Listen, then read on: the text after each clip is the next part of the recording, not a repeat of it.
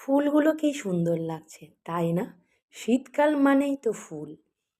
প্রত্যেকের বাড়ির ছাদে কিছু না কিছু হলে, একটা হোক, দুটো হোক, প্রত্যেকের বাড়িতে কিন্তু এই শীতকালে ফুল গাছ থাকবে। মেয়ের প্রোগ্রাম পড়েছিল বলে মেয়েকে নিয়ে গিয়েছিলাম রিহার্সালে। ওখানে গিয়ে দেখছি ফুলগুলো এত সুন্দর লাগছে, তাই ভাবলাম একটু তোমাদের সাথে শেয়ার করি। দেখো কি সুন্দর লাগছে ফুলগুলো। আমি তো দেখে আগে কটা ছবিও তুলে নিয়েছি। আমাদের বাড়ির পাশে একটা বাগান আছে। ওখানে তো আগেই তোমাদেরকে দেখিয়েছি বিভিন্ন ধরনের শুধু গাঁদা ফুল। এত ভালো লাগছে, আমি তো ছাদে উঠলে শুধু বাগানের দিকেই তাকিয়ে থাকি। কি ভালো যে লাগে, তোমাদেরকে কি বলবো। মেয়েকে রিহার্সালে দিয়ে সেই তো আমাদের ২-৩ ঘন্টা বসে থাকতে হয়। তাই ভাবলাম পাশেই তো একটা মন্দির আছে, ওই মন্দির থেকে ঘুরে আসি আর তোমাদের সাথে শেয়ার করি।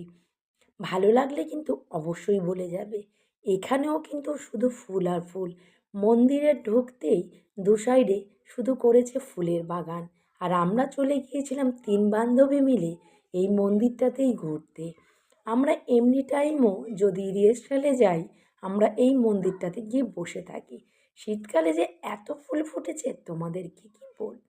গরমকালেও ফুল থাকে মন্দিরে পুজো করার জন্য, বাট এত ফুল ফোটে না গরমকালে। কিন্তু শীতকালে যে এত ফুল ফুটেছে তোমাদেরকে কি বলবো। বিভিন্ন ধরনের গাঁদা ফুলও রয়েছে আর বিভিন্ন ধরনের ফুল রয়েছে। আমার তো দেখে এত ভালো লাগছিল, ভাবছিলাম ওখানটাতেই দাঁড়িয়ে থাকি। দেখো, একটা ফুল তোলার ইচ্ছা থাকলেও কিন্তু উপায় নেই, ফুল গাছেও হাত দেওয়া যাবে না। হয়তো বললে তুলতে দিত, কাকুরা দাঁড়িয়ে ছিল, কিন্তু আমরা বাবা ভয়তে আর বলিনি।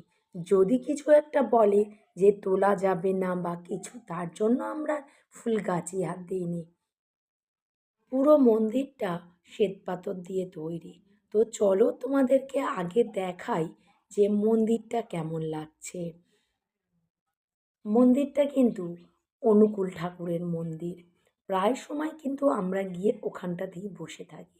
তো দেখো মন্দিরটা কি ব্যাপক, দুদিক থেকে কিন্তু ওঠার রাস্তা আছে। আমরা আর ওপরটাতে যাইনি, নিচ থেকে যে এত ভালো লাগছে কি বলবো।